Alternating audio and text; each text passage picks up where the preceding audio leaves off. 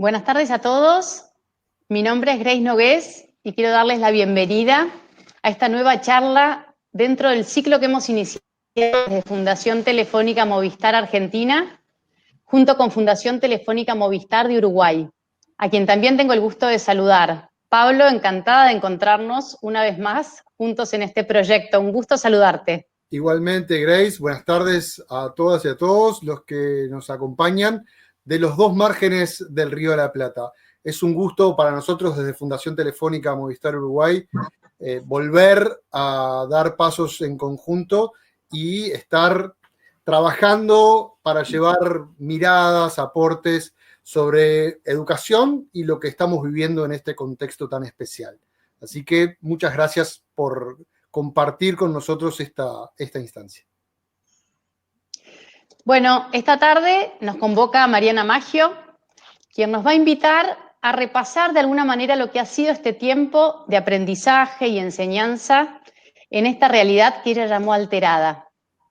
¿Y por qué no ir pensando en lo que vendrá? Que si el futuro es incierto ya por definición, cuánto más en este escenario tan excepcional que nos toca transitar. Y para quienes van a escuchar a Mariana por primera vez, contarles que Mariana es especialista y magíster en didáctica y doctora en educación de la Universidad de Buenos Aires. Asimismo es directora de la maestría y carrera de especialización en tecnología educativa de la misma universidad. Y podría seguir leyendo porque sus credenciales académicas son muchas y muy robustas, pero lo que más me gusta decir de Mariana es que es una persona encantadora y además de una excelente profesional, y que sin duda nos va a iluminar con sus reflexiones esta tarde. Así que la idea es que puedan ir dejando preguntas en el chat, que vamos a tratar de levantar al final de la presentación de Mariana, para que ella pueda responder algunas. Bueno, Mariana, todo tuyo. Gracias por acompañarnos. Muchísimas gracias a ustedes, a Fundación Telefónica Movistar, desde las dos orillas. Para mí siempre es un placer acompañar las iniciativas que ustedes llevan adelante. Me es muy grato estar cerca, entonces muy contenta en esta oportunidad y además ya viendo que hay tantas y tantos amigos, tanto de Argentina como de Uruguay, a quienes les agradezco mucho que estén participando. Quiero contarles que voy a hacer una presentación que espero que me tome no más de media hora, 40 minutos, para que tengamos también tiempo de conversar. Ustedes pueden ir haciendo preguntas en el chat y luego el equipo de la fundación las va a retomar y ojalá podamos hacer un análisis en el que nos vayamos encontrando en torno de las reflexiones. Voy a compartir una presentación, denme un segundo. Y esta presentación es una presentación que de alguna manera la terminé de armar para hoy. Con esto quiero decir que en los más de 4 meses que llevamos con esta pandemia tan tremenda, tuve muchas intervenciones en público y también muchas conversaciones con ustedes, con mis colegas docentes.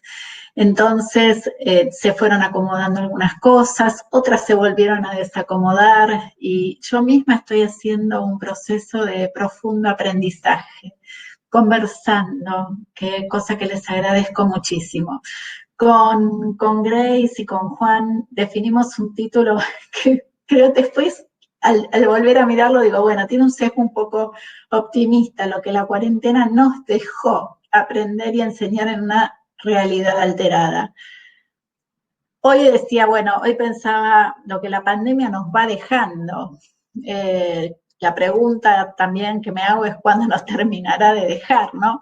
Y ahí sí que todos queremos que de alguna manera aparezcan las vacunas, los antivirales.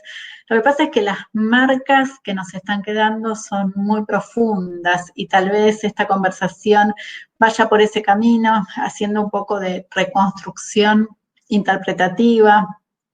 Mucho de lo que aprendo, como les decía, tiene que ver con las conversaciones que tengo en estos días en Instagram, entre colegas, que generosamente a cada intervención o a cada invitación la complementan, la enriquecen, la expanden con muchísimas ideas. Gracias, mil gracias por eso. Quiero entonces empezar este ejercicio que mira un poco hacia atrás y mira un poco hacia adelante. Y para mirar hacia atrás, quiero contarles un análisis que hice de lo que, de alguna manera, con esta misma aproximación de las políticas sanitarias, denominé fase 1 y 2, pero en este caso no son fase 1 y 2 de este virus horrible, sino que son fase 1 y 2 de lo que nos fue pasando desde el punto de vista de las prácticas de la enseñanza y también de las experiencias de aprendizaje. Me concentré en el estudio de ciertas recurrencias. La idea de recurrencias la retomo del trabajo en investigación didáctica de quien fuera mi maestra, Edith Litwin. Tiene que ver con la posibilidad de mirar hacia atrás y ver aquello que en la repetición nos va indicando que ahí hay un sentido para capturar, un sentido didáctico, que se va convirtiendo en una nueva dimensión de análisis que en algún momento se vuelve parte de la teoría. En la fase 1, que tiene que ver con no solamente con el aislamiento preventivo obligatorio, social preventivo obligatorio que llevó al cierre de los edificios escolares, sino también con el efecto sorpresa, ¿no? Esta cosa que nos pasó, que es que veníamos planeando un año en el que íbamos a trabajar una vez más, de acuerdo con una planificación, y de repente, ¡pum!, se apagó, se cerró la puerta del edificio escolar. En el caso de Argentina, todavía siguen cerradas esas puertas de los edificios. En el caso de Uruguay ya fueron retomando las actividades escolares. Pero sin lugar a dudas, y esto a ambos lados del río, esto generó una alteración, no solamente la obvia en términos de espacio, tuvimos que aprender a llevar adelante las prácticas de la enseñanza en nuestros hogares, con toda la complejidad que eso supone, desde la complejidad vital hasta las condiciones que no estaban preparadas, hasta las dificultades que fuimos encontrando en términos de acceso nuestras y de nuestros estudiantes, etcétera, etcétera, sino que se produce además una alteración tremenda en términos del tiempo. Y esto es parte de lo que pude aprender de todos los testimonios que fueron compartiendo docentes conmigo. Docentes que dijeron, el tiempo está solapado, es el tiempo del hogar y es el tiempo del trabajo, el tiempo está pegoteado, como decían los estudiantes de Flor, el tiempo está fuera de ese espacio que lo contiene. El tiempo está profundamente alterado, no solamente está alterado el espacio, el tiempo está sobrecargado. Entonces, lo primero que quiero decir es que en estas recurrencias partimos de condiciones para llevar adelante las prácticas de la enseñanza que mutaron completamente. Y que vale la pena pensar en términos de esta mutación, porque si bien queremos que la pandemia nos deje, como sostiene Bifo Berardi, tal vez esta es una mutación que se queda. Ahora bien, hubo una primera fase en esa cosa repentina, en esa cosa sorpresiva, donde la primera preocupación aparece reconstruida en términos de recurrencia como la preocupación por poner a disposición. Y yo digo, tenemos hasta frases de este momento. Está subido, está publicado, lo pudiste bajar, te lo mando, pero lo mandamos. No, bueno, pero te lo vuelvo a mandar. Y eso contempla una variedad de cosas, no solamente PDFs, y muchos de ustedes saben que yo estuve muy vocal al principio de la cuarentena diciendo no al revoleo de PDFs, pero no solo de PDFs, de textos de otras características, de videos, de actividades, de tareas y después de evaluaciones. Creo que hubo como una suerte, casi les diría, de desplazamiento. Pongamos todo esto que debía estar en esta práctica de la enseñanza que se tejía en el aula del lado de los estudiantes. Bueno, evidentemente acá empezaron a aparecer los problemas, las quejas, los reclamos, y esa suerte de saturación que tiene que ver con el revoleo. Pero creo que hay algo más profundo, y tiene que ver con el hecho de nuevo, de pensar que lo que está acá puede estar allá. Y lo que está acá es saber que ya está construido, es saber que ya está terminado, es saber que está acabado. Incluso competencias que se deberían desarrollar de una manera determinada y listo. Y si bien entrama con una tendencia cultural, porque evidentemente hay algo que nos rodea, que ya nos rodeaba antes de la pandemia, que tiene que ver con el consumo on demand, con poner contenidos en plataformas, con poner contenidos en redes para que la gente las consuma, evidentemente no alcanza con esto para construir una experiencia educativa relevante, perdurable. Entonces, bueno, primera etapa puesta a disposición. Hubo un segundo momento, cuando las cosas se empezaron como a ir acomodando, que creo que reconocen su recurrencia principal en este tipo de situación que estamos viviendo ahora, en lo sincrónico, en el hecho de estar al mismo tiempo en una plataforma haciendo algo que en general es lo que yo estoy haciendo ahora.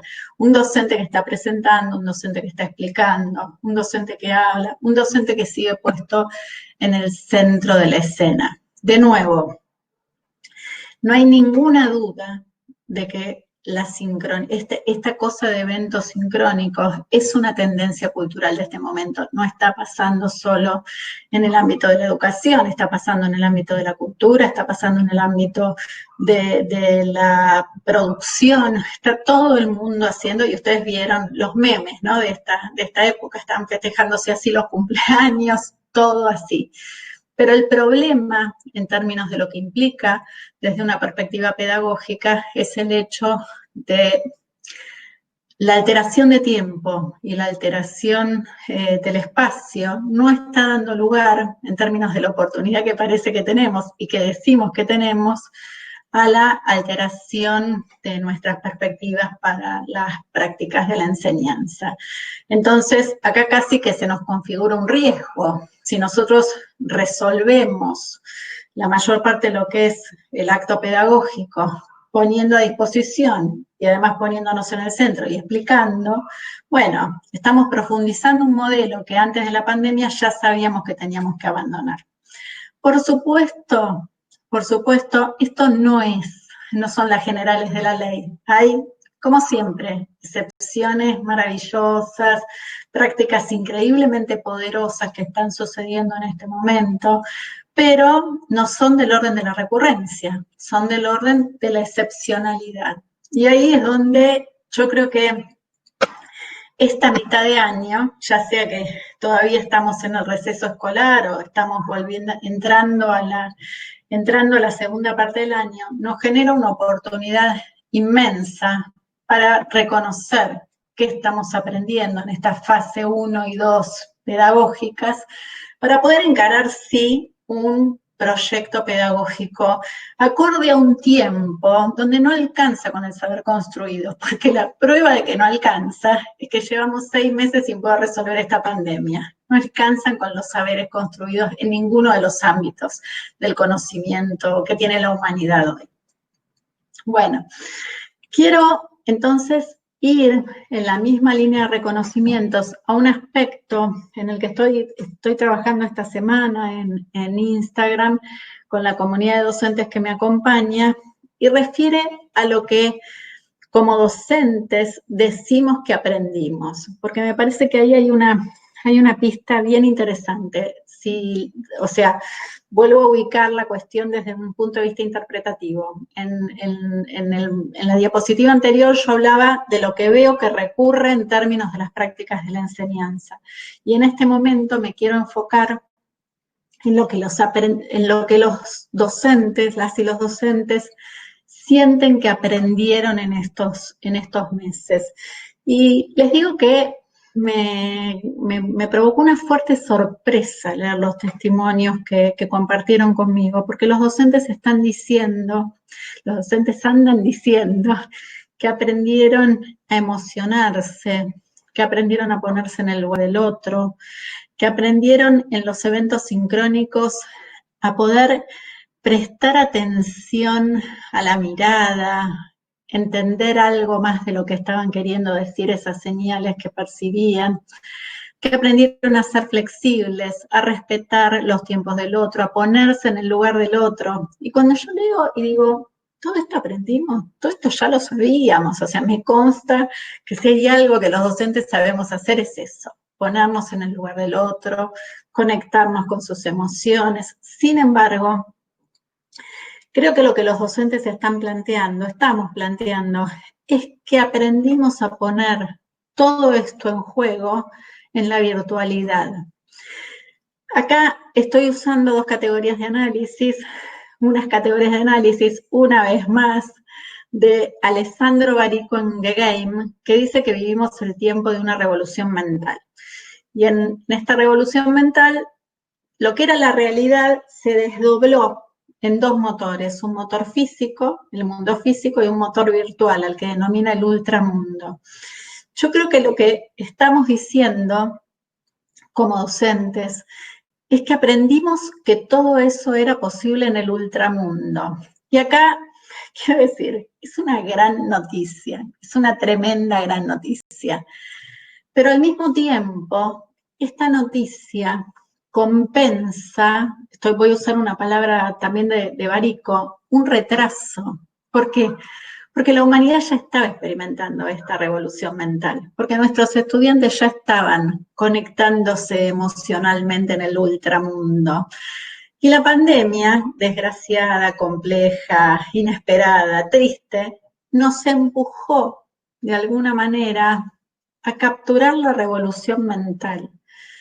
Y esa es una gran noticia, de nuevo, no solamente porque nuestros estudiantes estaban ahí, sino porque también ahí se están construyendo los conocimientos disciplinares, o sea, los científicos, los artistas, las investigadoras, ya estaban trabajando en esta trama. Barico dice una idea muy, muy interesante que subrayé de nuevo ayer, esta manía de volver y volver a los libros, siempre da resultado. Dice, el humanismo comprendió tarde el juego, estaba en deuda, y ahora, yo digo, Barico escribió este libro antes de la pandemia, pero ahora siento que tenemos ese empujón que nos permite ponernos acá, y con eso son todas posibilidades. Entonces, si pensamos en lo que viene, y acá de ahora en más me voy a concentrar en lo que viene, me voy a enfocar en lo que viene, evidentemente tenemos la cuestión de la alteración del tiempo y del espacio que nos va a seguir jugando, supongo que meses, años. Tenemos el tema de la puesta a disposición, tenemos el tema de la sincronicidad, pero no alcanza con esto para generar esas prácticas pedagógicas contemporáneas, relevantes, reinventadas, que son lo que una revolución mental necesita.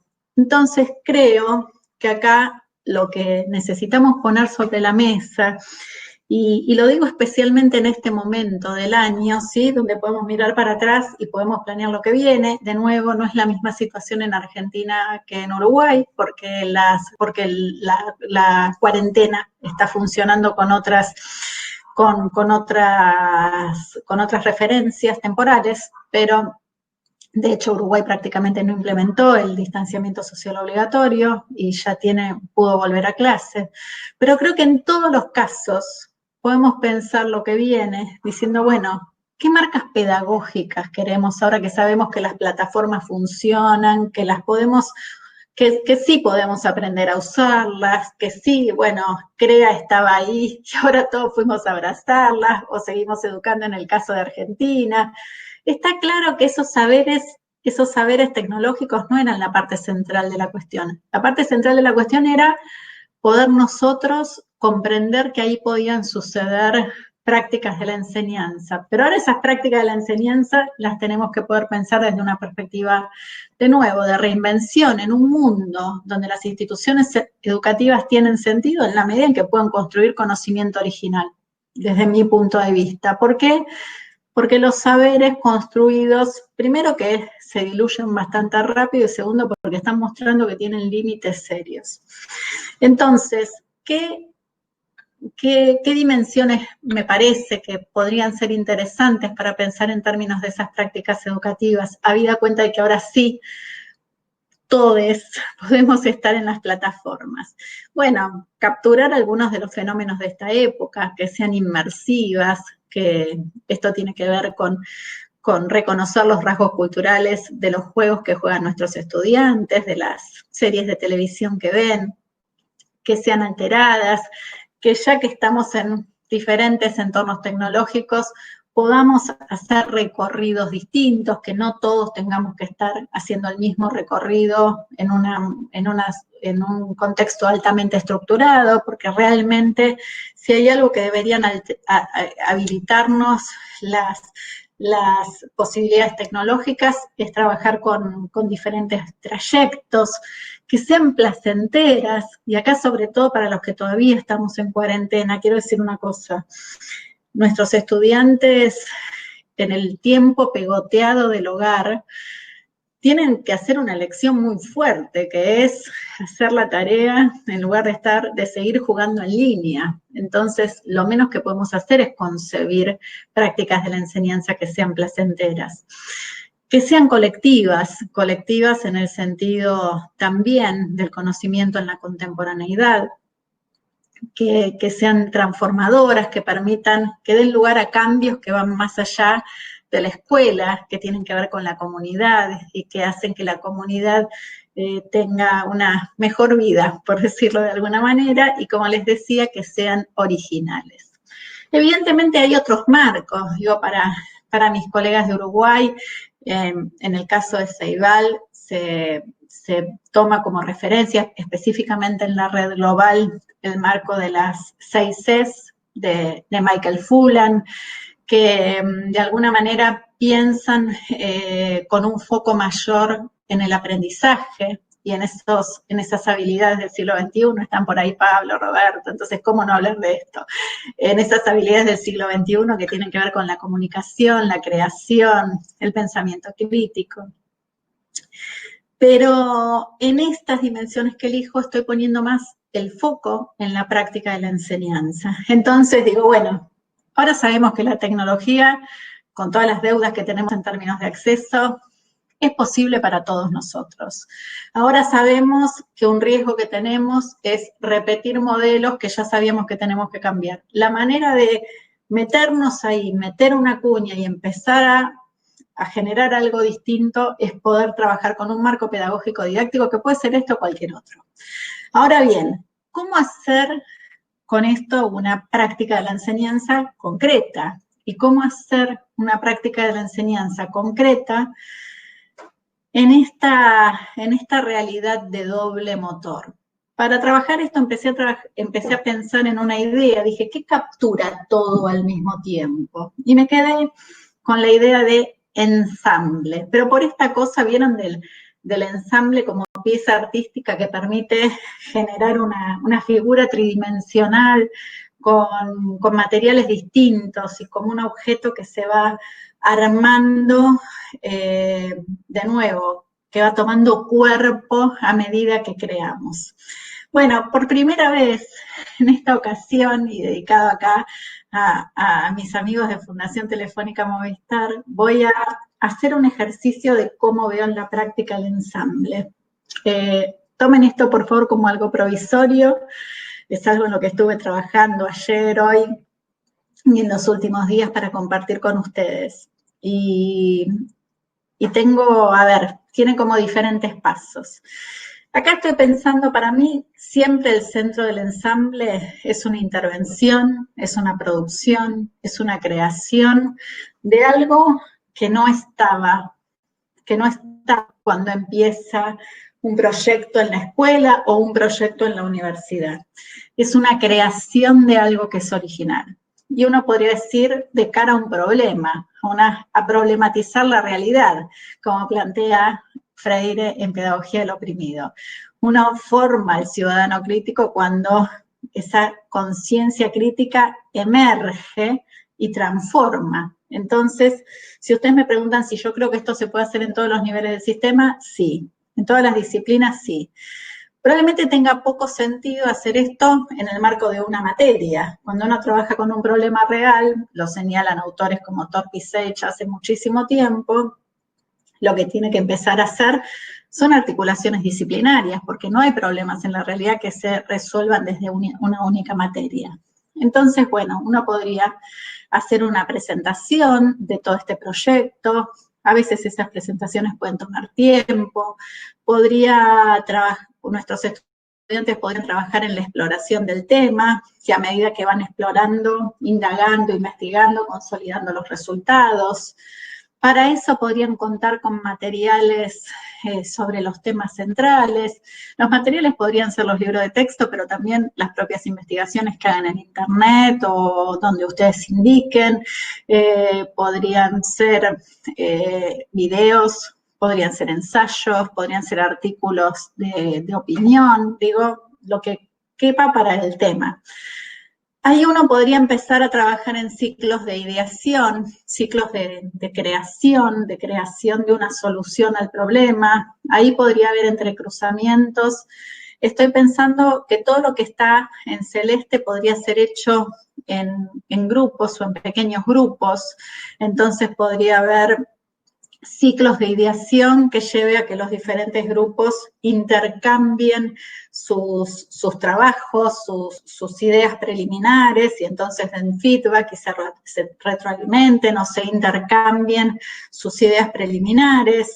Esto podría dar lugar a una elaboración conjunta de un primer prototipo para la intervención que se va a hacer, por ejemplo, el desarrollo de una campaña para la prevención de COVID en las escuelas de una zona o de un departamento.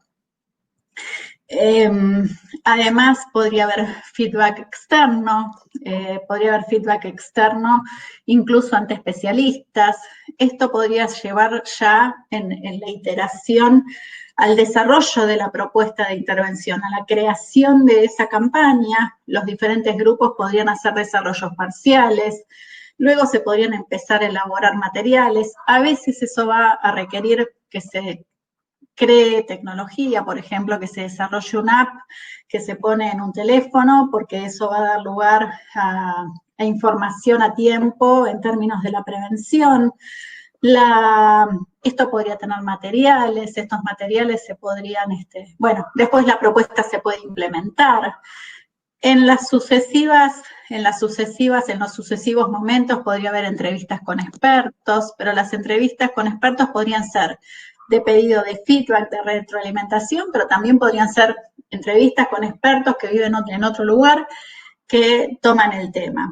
Y se podrían presentar después los resultados de la intervención que se hizo, se podrían hacer acciones públicas incluyendo a la prensa, intercambios con otras instituciones, trabajo en redes, también reconstrucciones metacognitivas, si quieren más individuales, donde uno pueda mirar un proyecto que duró 2 meses y decir qué aprendió.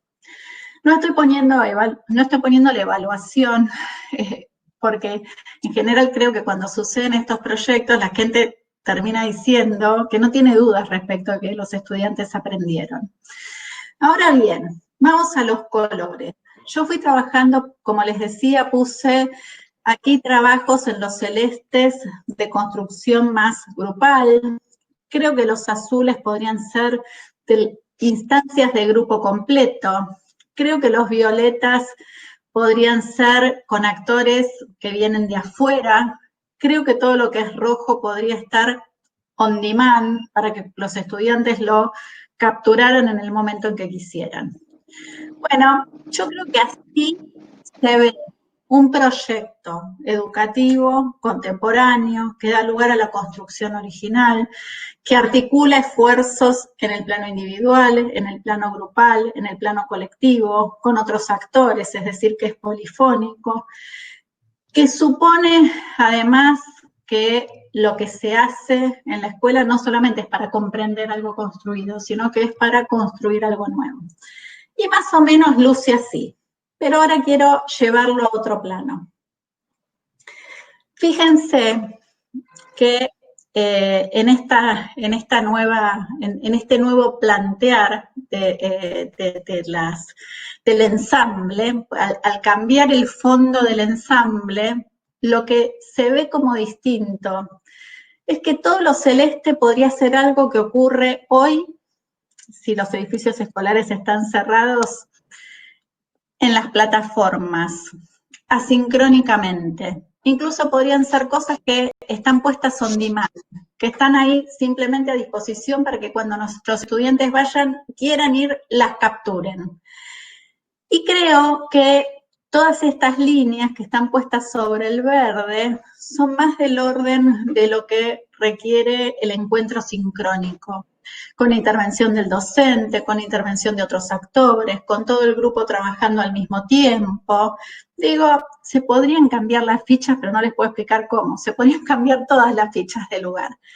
Pero a lo que quería llegar con esta construcción que estoy haciendo, que es una suerte de prototipo que ensayo hoy en público, es que el ensamble tiene gran parte de su vida que puede pasar en el mundo virtual, asincrónico, y gran parte de sus fichas que pueden pasar en el mundo virtual sincrónico, que le dan sentido desde mi punto de vista al sincrónico, un sentido que no tiene que ver con el docente explicando algo que ya sabía hace 7 años,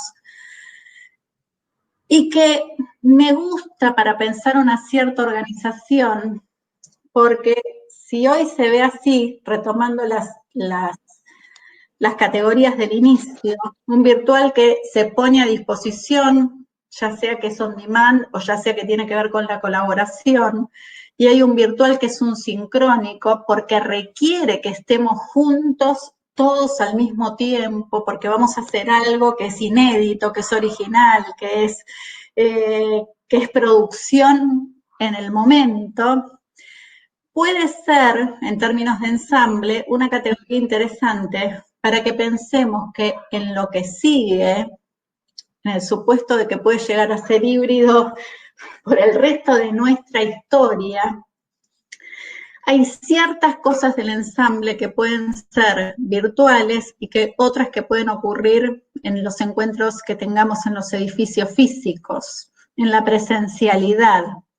Y nosotros vamos a tener que decidir de acá en más, porque me parece que a lo que nos llevó la pandemia es a que entendamos que la realidad tiene esta configuración compleja y que la práctica de la enseñanza requiere un diseño complejo, ensamblado, como lo estoy llamando en este momento. Esto nos tiene que ayudar a pensar que cada uno de esos momentos son un ir y venir, un ir y venir, un ir y venir, que tienen al mismo tiempo una construcción en los dos planos, que cuando esté en la escuela voy a estar haciendo todavía una construcción que está en la virtualidad, en la nube, en la plataforma, y que cuando estoy en la nube lo estoy haciendo porque estoy en el medio de una construcción que se va a plasmar en la realidad. Y que cuando requiera encuentros presenciales van a tener que ser necesariamente experiencias que valga la pena vivir, porque si no, se pueden hacer también en la virtualidad. Entonces, con esta vuelta de tuerca, quería contarles lo que estoy pensando en estos días y también generar algunos criterios para organizar nuestras posibilidades de diseño en lo que viene. De nuevo, un diseño propio de una revolución mental, donde al mismo tiempo estamos trabajando en dos planos. Claro que sí, esto como ejercicio requiere además de un trabajo ensamblado. Estos no son proyectos que pueden hacer más que excepcionalmente docentes que trabajan solos o solas. Esta es nuestra oportunidad, no solamente para generar proyectos donde se construya colectivamente, esta es nuestra oportunidad para construir colectivamente. Si hay algo que nos está dejando la pandemia, en el caso de que esté empezando a irse, es que nos dimos cuenta que como docentes no tenemos solo la chance de encontrarnos para arreglar los horarios o para discutir disciplina. Lo que nos pasó nos invitó a conversar sobre qué hacemos con las prácticas de la enseñanza, cómo en este contexto generamos las mejores experiencias de aprendizaje posible.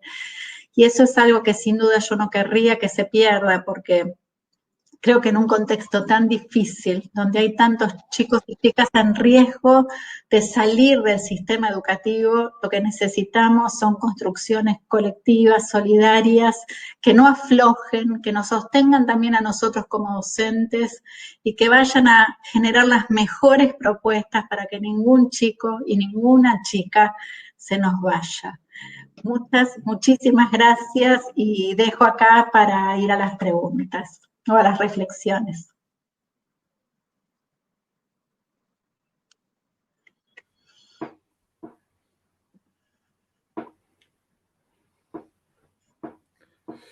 Bueno, buenas tardes nuevamente. Después de escuchar a Mariana, vamos a ir dando paso a algunas de las preguntas que hemos recogido, que las hemos ido agrupando para tenerlas más ordenadas y demás. Vamos a ver un poco, Silvia Chávez nos preguntaba al inicio acerca de los desafíos en la próxima etapa. Más que preguntaba, hacía una reflexión acerca de cómo vincular o revincular la familia, esta familia que ha hecho de docente y ha hecho de contenedores, digamos, de todo lo que están pasando nuestras hijas e hijos con su formación virtual en contextos de emergencia, y ahora tiene que desandar ese camino, y cómo queda esa relación con los centros educativos, con las y los docentes, cómo se establecen estos nuevos vínculos, ¿no? Yo creo, muchas gracias por la pregunta. Yo creo que todo este tiempo fue muy importante volver a hablar sobre el encuadre, ¿no? Sobre un encuadre de trabajo distinto. Y creo que a veces eso trajo algunas fricciones, pero que siento que las familias se dieron cuenta del esfuerzo enorme que está haciendo la docencia, que hizo y que sigue haciendo para salir adelante con esta situación. Para la que de nuevo nadie estaba preparado para vivir esto. Creo que hay un problema que se generó, y el problema tiene que ver con pensar que en este desplazamiento, en la puesta a disposición, en la cosa de crear y dejar, la responsabilidad por la enseñanza correspondía a las familias, y eso desde mi punto de vista no es así. Digo, nosotros, en el contexto que sea, seguimos siendo responsables por la práctica de la enseñanza. Sí creo que cuando entonces pudimos ponernos de acuerdo en esto, que las familias no son las que tienen que enseñar, la conversación empezó a girar en torno a las condiciones. ¿Cómo hacemos para ayudar a nuestros chicos para que en este momento tan horrible, cuando están todos en la casa con dificultades de conexión, con los padres o las madres trabajando, con la tele prendida, porque los chicos más chicos miran la tele, cómo se generan condiciones para que una persona pueda todavía estudiar, aprender, colaborar, tener sus encuentros sincrónicos, etcétera, etcétera? Y yo creo que esa es la conversación que tenemos que tener en los próximos meses. ¿Cómo vamos a generar condiciones para chicos y chicas que están muy afectados por esta situación emocionalmente y además cansados y además preocupados, puedan aprender? Y ahí me parece que lo mejor que podemos hacer es primero insistir en la necesidad de vincularnos, de saber cómo están, de preguntar cómo están, cómo se sienten, de generar actividades que les permitan expresarse, que tengan que ver con el arte, que tengan que ver con el movimiento. Creo que este es el momento para, de alguna manera, para la expresión, para poner, y creo que las familias pueden ayudar también a eso, a generar condiciones que hagan que el tiempo que sigue, en el que vamos a tener que poner mucha más fuerza, en que se aprendan los contenidos que había que aprender este año, etcétera, etcétera, redefinidos evidentemente, tengan las condiciones que necesitan para aprender, para estudiar. Creo que tenemos que rodear amorosamente a nuestros chicos y chicas para que tengan ganas de aprender en este contexto tan difícil. Yo pondría todo el énfasis del acuerdo en esta cuestión. Voy con una pregunta que nos acerca Mariana del Rosal, hizo varias, tomamos dos por ahora. Una nos dice que ser madre y ser docente es incompatible y que no puede trabajar si sus hijos no pueden volver al colegio. Entonces se pregunta cómo poder pensar un regreso escalonado cuando la escuela funcione y cuando funciona la escuela como cuidado de nuestros hijos, ¿no? Y lo otro, siguiendo con Mariana, que dice es que la pandemia puso en cuestión el cómo enseñamos, pero que a su criterio no nos preguntamos lo suficiente sobre qué enseñamos y por qué lo enseñamos. Y cómo puede ser que mientras sus alumnos dan cuenta de sus angustias, sus miedos, su falta de perspectiva futura, yo siga recibiendo presiones de conducción para seguir enseñando predicativo, subjetivo, obligatorio. Y ecuaciones. Y ecuaciones. Yo, a ver, creo que voy a tomar primero después voy con el tema del regreso escalonado. No lo traje en esta presentación porque vengo insistiendo mucho con esto, pero en todo caso lo voy a decir una vez más. Creo que nosotros necesitábamos pensar el currículum desde una perspectiva minimalista desde antes de la pandemia. Yo lo tengo escrito incluso para la enseñanza universitaria en un libro publicado en 2018, que había que tener un enfoque minimalista, porque la única manera de poder generar espacio para la creación y para el contenido original y para que pasen cosas distintas es achicar la sobrecarga. Entonces, creo que la pandemia está ayudando mucho a que haya bastante consenso social respecto de que nos tenemos que poner de acuerdo en cuáles son las cosas absolutamente centrales que hay que saber en cada ciclo, en cada año. Y creo que estas son conversaciones que se están teniendo en el orden de las políticas. Entonces, no digo, las presiones existen, por supuesto, pero me parece que son materia de negociación. Lo importante, pero era lo importante antes, es que los chicos y las chicas no repitan para la próxima prueba algo que suponemos, que todos sabemos que después se olvidan. Y que sepan lo central que tiene que ver con la comprensión lectora, que tiene que ver con la escritura fluida, que tiene que ver con ciertas nociones centrales en las diferentes materias, y tenemos que tener acuerdos sobre eso. A mí me interesa mucho en los últimos días el planteo de Alicia de Alba en una publicación reciente del ISUE de la UNAM sobre educación y pandemia, donde dice la pandemia nos está dejando de cara a un currículum incierto. Entre otras cosas, de nuevo, por esta cuestión de que lo que sabemos está entrando en crisis. Y ahí ella se pregunta, bueno, ¿cómo vamos a hacer cómo vamos a tomar esto para plantear un currículum que en términos de lo incierto empiece a trabajar con temas que tienen que ver con la paz, que tienen que ver con el feminismo, que tienen que ver con la inclusión, que tienen que ver con la justicia? Yo creo que es un planteo brillante el que está haciendo. Respecto de lo escalonado, creo que es una de las cosas más difíciles que se van a empezar a plantear ahora, porque creo que la vuelta parcial, además de generar estas reorganizaciones necesarias en las familias, creo que nos tienen que ayudar a ponernos en otra dimensión pedagógica. En todo caso, si en la conferencia no lo dije directamente, lo voy a subrayar por las dudas. Yo creo que la idea de ensamble, y por eso les planteaba lo dual o lo híbrido, tiene que ver con una escuela a la que vamos a volver parcialmente. Y tal vez, bueno, en algunos casos se vuelve como vuelve hoy Uruguay, pero tal vez después haya un retroceso. Creo que esto nos deja para siempre en una escuela, de nuevo, que vive en una práctica de la enseñanza que se expresa en diferentes planos a la vez. Entonces, si hay alguien que está en la escuela y alguien que está en su casa, al mismo tiempo podríamos estar trabajando en un proyecto que tiene ciertas expresiones en el mundo físico y ciertas expresiones en el mundo virtual. Y no estoy hablando con esto de clase invertida, que vi que por ahí lo mencionaban. Para mí la clase invertida, por lo menos en sus planteos, si quieren, más prototípicos, tiene que ver con capturar el saber construido y después ponerlo en términos de videos o de materiales hechos y después poder hacer ejercitaciones, aplicaciones, etcétera, etcétera.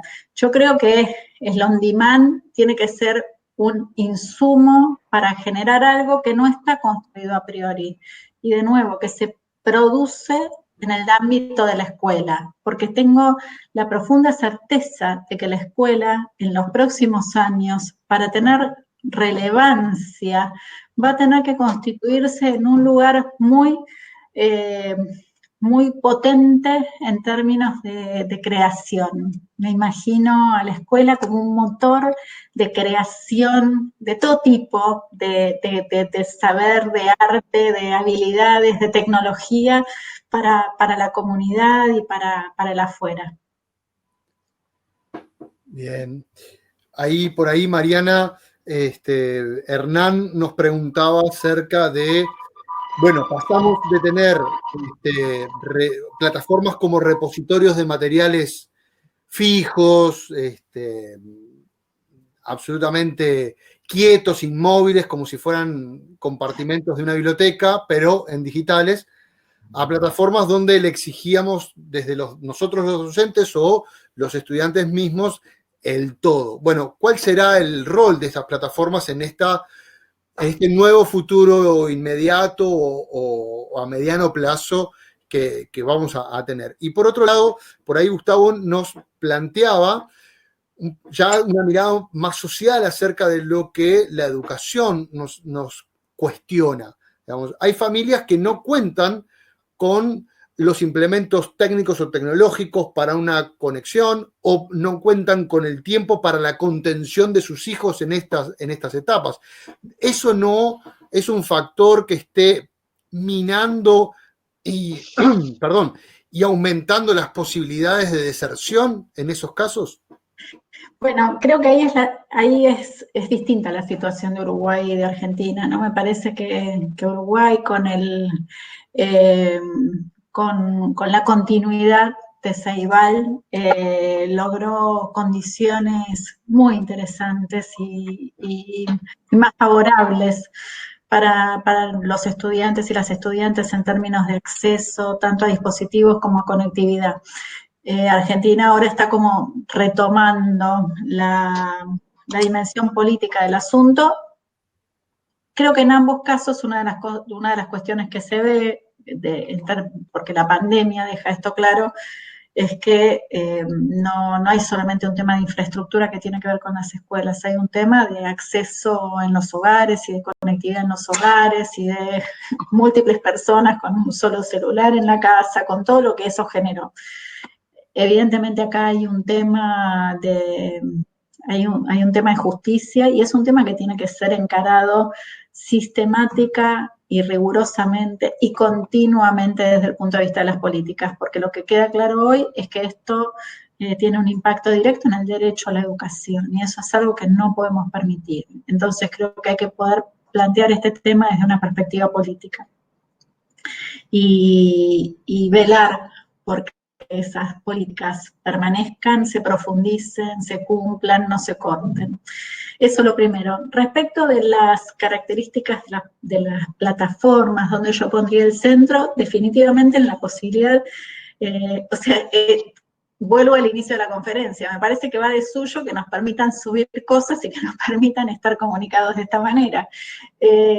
Creo que el énfasis tiene que estar puesto en las posibilidades que nos ofrecen de colaborar, de producir en colaboración, de generar con mucha flexibilidad encuentros de diferente tipo, que nos permiten tener registros de todo lo que estamos haciendo. Me parece, yo pondría, para mí, a ver, lo voy a poner, no es un tema... requiere una expresión tecnológica, pero la pregunta es, ¿cómo hacemos realidad nuestros sueños de constituirnos en una inteligencia colectiva? Entonces me parece que hay que ver qué es lo que sostiene eso, nuestras posibilidades de construir creativa y colectivamente. No quiero dejar de señalar, porque en Argentina está siendo totalmente crítico, en el buen sentido, el lugar que ocupan los celulares, ¿no? Y hay escuelas completas que están sosteniendo sus trabajos de una manera muy digna y muy comprometida a través del trabajo con WhatsApp. Entonces, no quiero dejar de señalar eso, porque eso también es una revelación de la pandemia, y es una revelación que en muchos casos da lugar, de nuevo, ¿qué quiero yo que me traiga la tecnología? Que me deje estar cerca, que me permita mirar a mis estudiantes a la cara, ver cómo están, poner el cuerpo en lo que hago, tener registro no en el sentido de control, en el sentido de documentación de lo que está pasando, volver atrás, volver a encontrarnos, reconstruir, intervenir de una manera ágil. Y me parece que bueno, eso es lo que tenemos que esperar. Ahí Santiago pregunta por la idea de currículum minimalista. La trabajé en reinventar la clase en la universidad. No tomó mucho volumen ahí, hice todo un planteo ahí. A ver, lo cuento súper brevemente. Lo que yo decía es, en nuestros países hay definiciones de currículum mínimo o básico o prioritario, núcleos prioritarios de aprendizaje. El problema es que esa es como una definición curricular de política nacional. Y después, en el caso de Argentina, baja a las jurisdicciones que hacen sus propias interpretaciones curriculares. Y después eso va a la escuela que hace su propio proyecto institucional. Y eso después lo toman las editoriales para hacer sus libros de texto. Y eso después están las planificaciones de los docentes que no hacen. Entonces, en todos esos momentos, en todas esas traducciones, lo único que sucedió es que lo que era mínimo se extendió, y ahí te encontrás al inicio del año, en todos los niveles, con que en lugar de enseñar 3 cosas centrales, tenés que enseñar 300 que son de detalle, y se perdió la idea de lo central. Entonces, mi mirada de lo minimalista es recuperemos esa centralidad, lo dicen los psicólogos cognitivos hace 30 años, pongámoslo en términos de relevancia disciplinar, pongámoslo en términos de contemporaneidad, de las discusiones que tienen hoy los campos de conocimiento, y quedémonos con algo que sea posible, como dijo Perkins hace muchos años, sea posible de ser enseñado y de ser aprendido por su centralidad. Mariana, otra pregunta que nos acerca Susana Pedraza, dice si tenés ejemplos de construcción colectiva en casos donde no todos los alumnos tienen conexión. Me parece, es una pregunta interesantísima. Yo tengo ejemplos variados, ¿sí? Tengo ejemplos variados, pero voy a ponerlos, no voy a dar el ejemplo súper concreto, sino que lo voy a poner en términos de las alternativas que esos ejemplos traen sobre la mesa. Si un estudiante tiene acceso a una llamada telefónica, uno podría darle un rol en términos de esa llamada telefónica y podría decir, esperamos que vos construyas 7 ideas para este proyecto y cuando te voy a volver a llamar dentro de 4 días para que vos me des tus 7 ideas y te voy a contar lo que estamos haciendo con tus compañeros. Y uno podría hacer con eso una modalidad de correspondencia, y uno podría hacer con eso un millón de cosas. Si los chicos tienen conexión muy intermitente, nosotros tenemos una obligación que es poder llegar con materiales que sean muy livianos y muy cortos. A veces un video de un docente hablando 3 minutos, diciéndole sé lo que estás haciendo, sé dónde estás, necesitamos ahora que traigas tu aporte en este sentido. Lo compartimos y a tus compañeros les encantó, cambia la historia de un chico o una chica y hace que se quede adentro de la escuela. Me parece que tenemos que tener ahí mucha también sensibilidad y poder reconocer la situación en la que están nuestros distintos estudiantes. Bien. No sé, Grace, si continuamos con las preguntas. Si tenés alguna más ahí, porque hay muchas, pero bueno, Sí. no vamos a quedarnos hasta la noche, entonces podemos hacer una más. Si tenés Sí. una mano, si no, Tengo una dale. de Marcela Inés, que un poco abordaba esto de las estrategias con las que desde lo docente nos acercamos en estos momentos. Y allí la creatividad, hablaba Marcela sobre proyectos transmedia, la idea de incorporar todos los nuevos lenguajes y nuevas formas, más que nuevas, formas que se vieron magnificadas de comunicarnos entre docentes y estudiantes, cómo las incorporamos ahora al diario vivir. Y allí ejemplificaba un poco a través de la transmedia y cómo avanzar en esos proyectos desde los centros educativos para incorporar y que no se pierda, porque dice Marcela, es así y allí donde están nuestros estudiantes y es de esa forma en que han procesado estos tiempos y se han comunicado y han sentido sobre todo. Totalmente. Yo ahí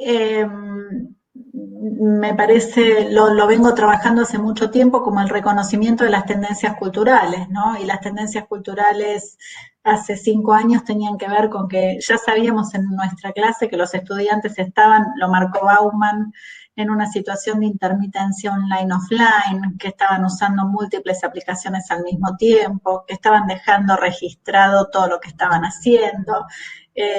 Y hoy, en el reconocimiento de las tendencias que emergen en la pandemia, creo que hay una totalmente clara que tiene que ver con la producción de materiales multimediales y fundamentalmente el fenómeno de TikTok. Probablemente este sea el fenómeno más característico de lo que sucede con nuestros jóvenes hoy. Creo que tenemos que mirarlo, entenderlo y poder trabajar con eso. Hace unos días tuve la oportunidad de ver, a partir de un intercambio con mis queridas colegas de Rosario, de pedagogías clandestinas, una profesora de inglés con sus TikTok para enseñar temas de gramática, una experiencia totalmente impresionante.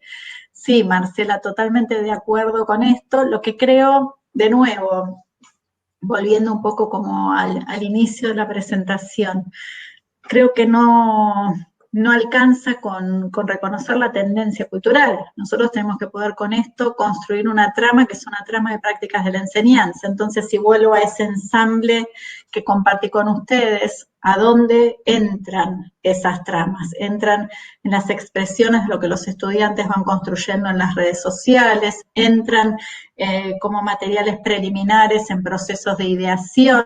Me parece que hay que poder capturarlos desde la práctica de la enseñanza y darle un sentido profundo que tiene que ver con la experiencia de aprendizaje, que estoy segura que lo estás pensando así, pero bueno, es una oportunidad para subrayarlo.